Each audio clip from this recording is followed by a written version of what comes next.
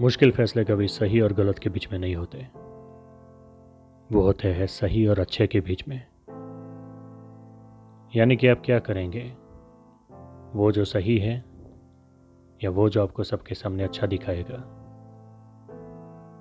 राम के सीता त्याग का पूरा विवाद बस यही है, इन्हीं दो तरह के लोगों के बीच का विवाद।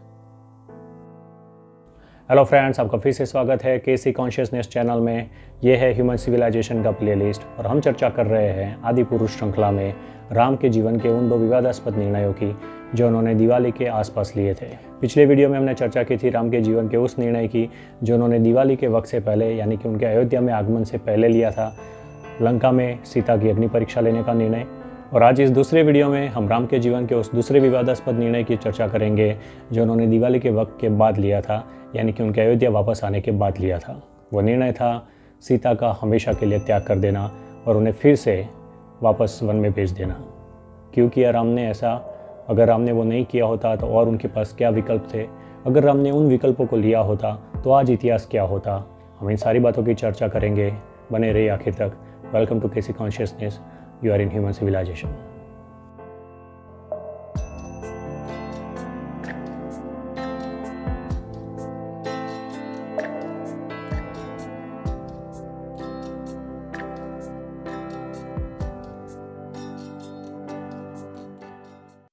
राम और सीता ने अयोध्या वापस लौटकर अयोध्या राज्य की जिम्मेदारी अपने सिर पर ले ली थी। राम राज्य का वक्त था, चारों ओर उत्सव का माहौल था क्योंकि सीता भी गर्भवती थी।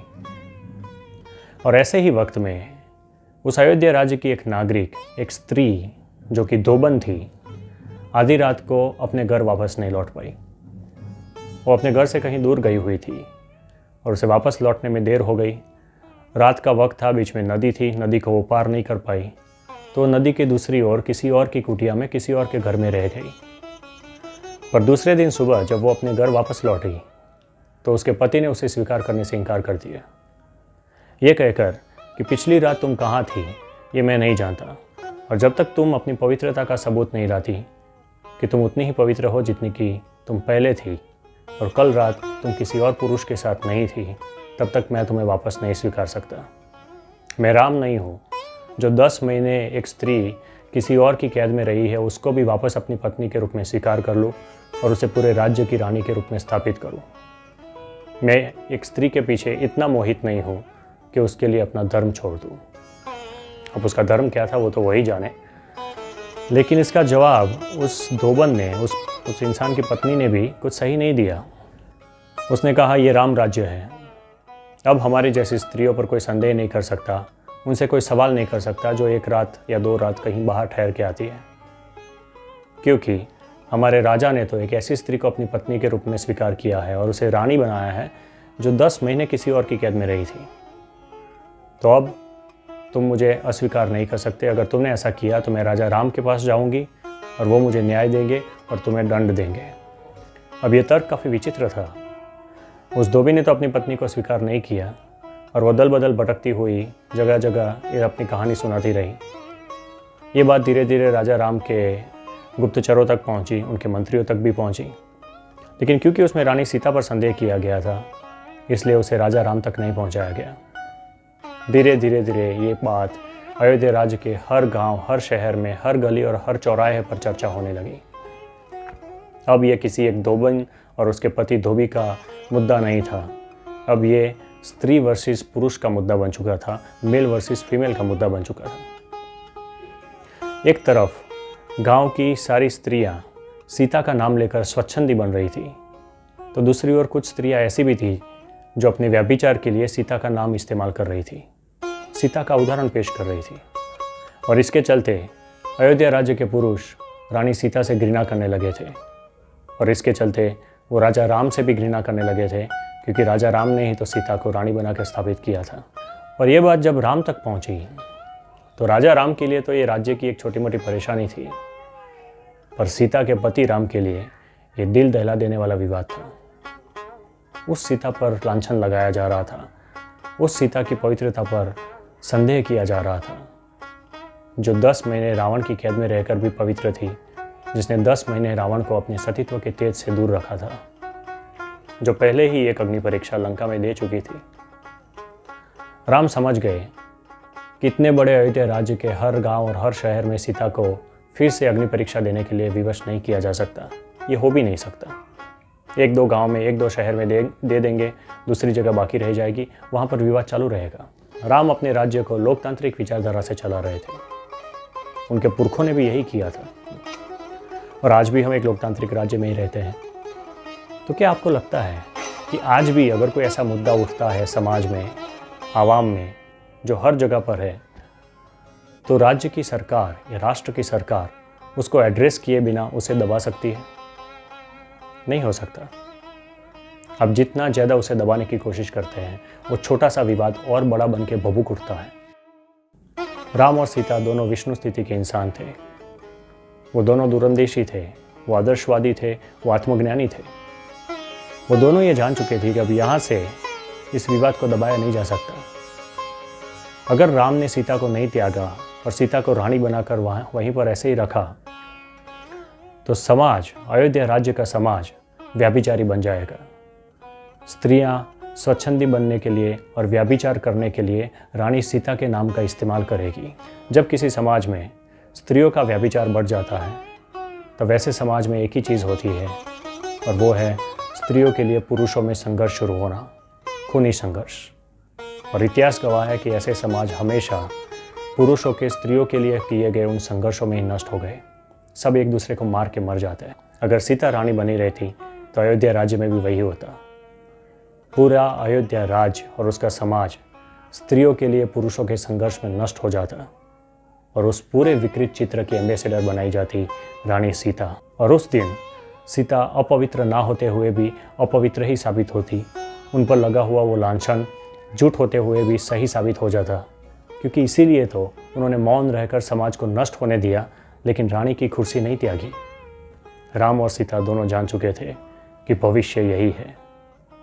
अगर सीता के आत्मसम्मान की, अगर सीता के पवित्रता की रक्षा करनी है, तो एक ही रास्ता है, सीता को अयोध्या छोड़ देना पड़ेगा। ये फैसला सिर्फ राजा राम का फैसला नहीं था। ये फैसला असल में राम और सीता का फैसला था, जो दो प्रेमी थे। ये दो प्रेमियों का निजी फैसला था, जो एक बेडरूम में किया गया।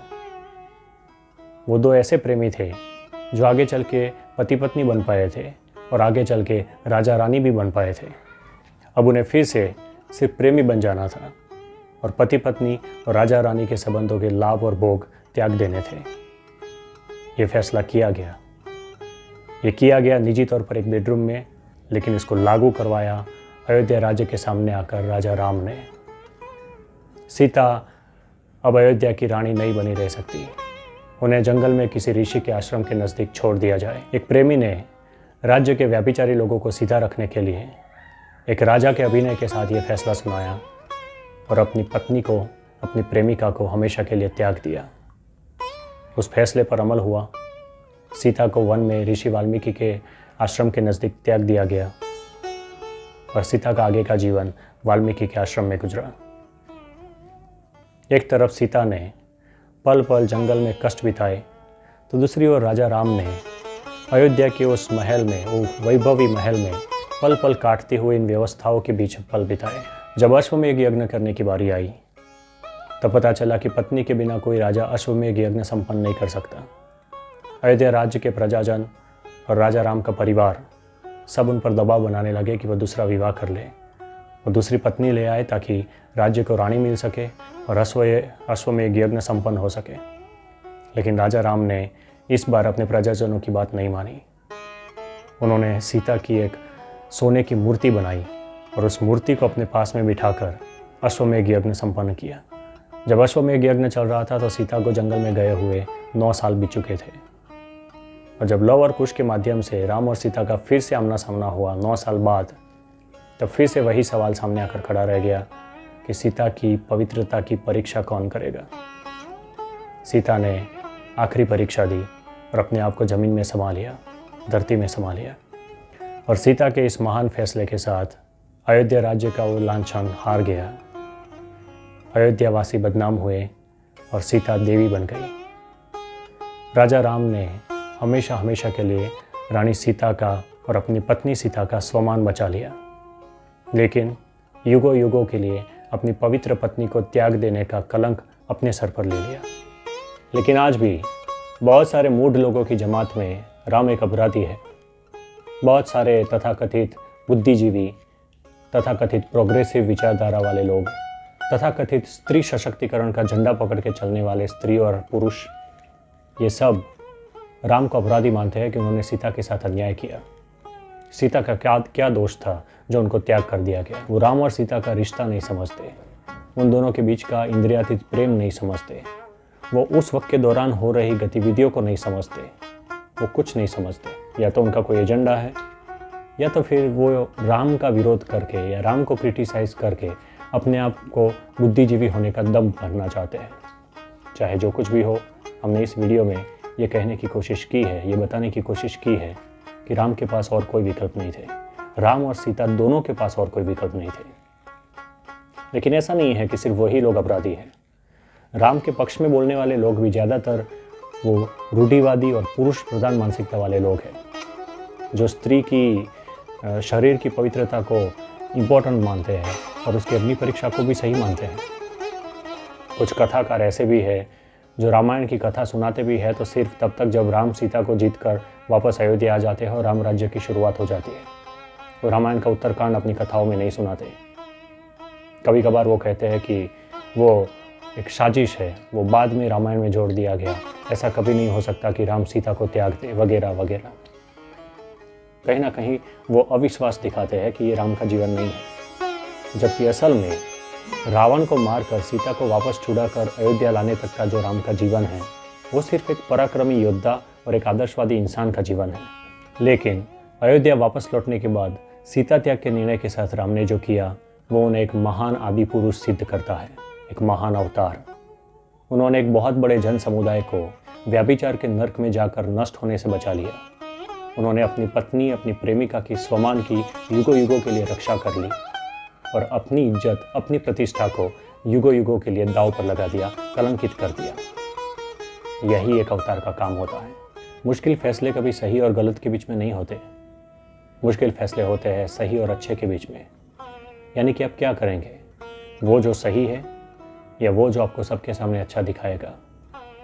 जो लोग सत्य को अपने भीतर जानते हैं, अपने अंदर महसूस करते हैं, वो वही करने की कोशिश करते हैं जो सही है। और जो लोग सत्य को धर्म ग्रंथों में पढ़ते हैं या धर्म गुरुओं के प्रवचनों में सुनते हैं, वो लोग हमेशा वही करने की कोशिश करते हैं जो उनको अच्छा दिखाएगा। वो हमेशा अच्छा बनने की कोशिश करते हैं। राम ने अच्छा बनने की कोशिश नहीं की। राम ने वो किया जो सही था, उन्होंने वो किया जो सत्य था। और यही निर्णय उनको एक अवतार सिद्ध करता है, ईश्वर का अवतार, जो इस पूरे संसार में क्या सत्य है उस चीज़ का, उस गुण का, उस फैसले का प्रतिनिधित्व करता है। वो हमें समझाते हैं कि सत्य पर स्थिर रहना ही हर मनुष्य की जिम्मेदारी है, चाहे उसके लिए अपनी पत्नी को त्यागना पड़े, अपनी प्रेमिका को त्यागना पड़े, यहाँ तक कि अपनी खुद की कीर्ति और अपनी प्रतिष्ठा को भी त्यागना पड़े, तो वो कार्य करना चाहिए अगर वो सत्य है तो। राम ने वही किया और यही उनको महान बनाता है। राम एक घायल प्रेमी है जो संसार की भूल भुलैया में सत्य के बिल्कुल सीधे पथ पर हमेशा स्थायी रहता है और निजी तौर पर उसकी कीमत चुकाता रहता है। उसे इस संसार में और कुछ नहीं चाहिए सीता के अलावा, और उसी सीता को बार बार उससे छीन लिया जाता है अलग अलग वजहों से, और फिर भी वो कभी परीक्षा में हारता नहीं। वो हमेशा सत्य का पालन करता है। राम का जीवन ये उद्घोष था कि संसार की हर चीज़ को सत्य के लिए त्यागा जा सकता है, लेकिन इस संसार में ऐसी कोई चीज़ नहीं है जिसके लिए सत्य को त्यागा जा सके। जो लोग सत्य को समझते हैं, जो लोग निस्वार्थ और इंद्रियातीत प्रेम को समझते हैं, जो लोग दिव्यता और त्याग को समझते हैं, वो कभी राम पर लांछन नहीं लगाएंगे, क्योंकि वैसे लोगों ने उन दिनों सीता पर भी लांछन नहीं लगाया था। राम पर इतने युगों से लांछन लगाने वाले वही लोग हैं, उसी तरह के लोग हैं जैसे लोगों ने उन दिनों सीता पर लांछन लगाया था रावण की कैद में 10 महीने रहने के लिए। मतलब वैसे लोग आज भी हैं, वैसे लोग उस वक्त भी थे। ये विषय आत्ममंथन का है, राम मंथन का नहीं है। अगर आपने प्रेम किया है, अगर आप अपने सत्य पर कभी स्थायी रहे हैं, अपने आदर्शों पर कभी स्थायी रहे हैं, तो आप राम को समझ पाएंगे, वरना राम हमेशा एक पहेली ही रहते हैं। इस वीडियो में इतना ही।